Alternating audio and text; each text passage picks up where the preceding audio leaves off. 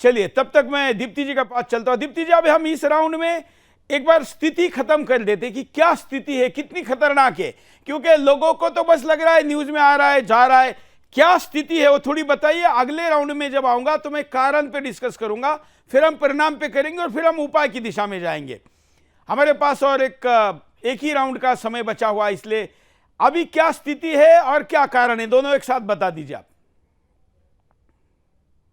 दीप्ति जी। स्थिति भयावह है, ये कह सकती हूँ कि स्थिति भयावह है, जिसको प्रशासन भी नहीं समझ रहा है। और देखा जाए तो वहां पे जो पीढ़ियों से लोग रह रहे हैं उनकी कोई गलती नहीं है। वो आज कहा जाए कि अगर खून के आंसू रो रहे हैं तो ये गलत नहीं होगा, उनकी कोई गलती नहीं है।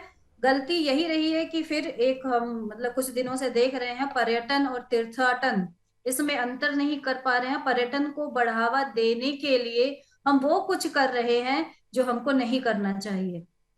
और प्रकृति बार बार अपने समक्ष हमको नतमस्तक करवाती है, बताती है, चाहे वो बाढ़ हो, चाहे वो भूकंप हो, चाहे वो कोई भी अन्य रूप हो, परंतु हम उसको मान नहीं रहे। अब मैं तो यही कहूंगी कि हम अपनी माँ की बात नहीं मान रहे हैं, और माँ की बात नहीं मानते हैं तो माँ चपत भी लगाती है, डांटती भी है और फटकारती भी है।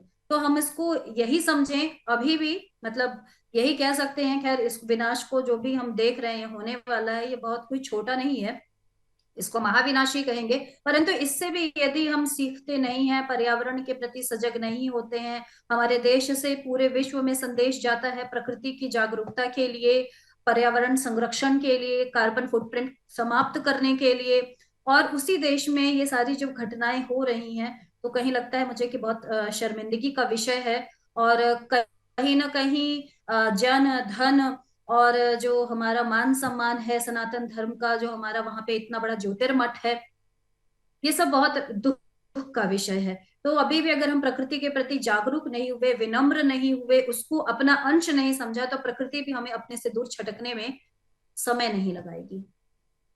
और क्या कारण आपको लगता है? क्या वहां पर बन रहे डैम भी एक कारण है, जो बड़े बड़े डैम बिल्कुल बनाए है, गए? बिल्कुल बिल्कुल है। आपने किसी भी रिपोर्ट को दरकिनार करते हुए, कोई भी परीक्षण निरीक्षण कराए हुए, किसी भी वैज्ञानिक से सलाह लिए बगैर, सिर्फ ये सोच कर कि हाँ मतलब हम दिखाएं कि हम बहुत काम कर रहे हैं, आपने उन सारी चीजों को आपने ये नहीं देखा कि वहां क्षमता है कि नहीं, वहां की भूमि किस प्रकार की है, वो पठार किस प्रकार के हैं, क्या वो उसको सहन कर सकते हैं, वहन कर सकते हैं, या हम अंधाधुंध बस वनों की कटाई करते गए, धरती को साधु खोदते गए, संतों ने पहाड़ों भी को वहां पर ये बड़े बड़े जो हाइड्रो प्रोजेक्ट लगे हैं उनका विरोध किया था, और हम लोगों ने भी किया था। इतने बड़े महाकाय प्रोजेक्ट है, और मुझे लगता है उसके बाद ही ये सारे जितनी भी आपदाएं वहां पर आई है उसी के बाद आई है, ये भी हमको यहां पर देखना चाहिए। और इसलिए थोड़ा सा आपको या हाइड्रो प्रोजेक्ट के बारे में भी कई लोग इस पर अपनी अलग राय रखते हैं, आप जरा शॉर्ट में इस पर भी बोल दीजिए दीप्ति जी। मुझे ऐसा लगता है कि कोई भी प्लांट या कोई भी परियोजना जीवन से बड़ी नहीं है। यदि बिल्कुल। जीवन पर संकट आए, जीवों पर संकट आने लगे, तो वो हर परियोजना को उसी समय उसको रोक देना चाहिए। वही बुद्धिमानी का कार्य होगा, है ना। हम सिर्फ ये सोचकर कि नहीं भविष्य में ऐसा कुछ नहीं होगा, या पीछे कुछ थोड़ा मोड़ा हुआ है उसको हम कर सकते हैं, जिसको हम डैमेज कंट्रोल कहते हैं, तो वो हो जाएगा, तो वो हर स्थिति में नहीं होता। जब चेतावनी दी जा रही है समाचार पत्रों के द्वारा, चैनलों के द्वारा, हमारे ऋषि मनीषियों के द्वारा, वैज्ञानिकों के द्वारा, तो उसको सरासर नजरअंदाज किया गया है, ये तो एकदम स्पष्ट है। तो ये अगर अभी भी ये नहीं रुके, अगर अभी भी इन्होंने कुछ और दूसरा विकल्प नहीं सोचा, वहां पे जीवन चलता रहे, ये आवश्यक है। हमको इतना विकास नहीं चाहिए जो विनाश को आमंत्रित करे। बिल्कुल बिल्कुल।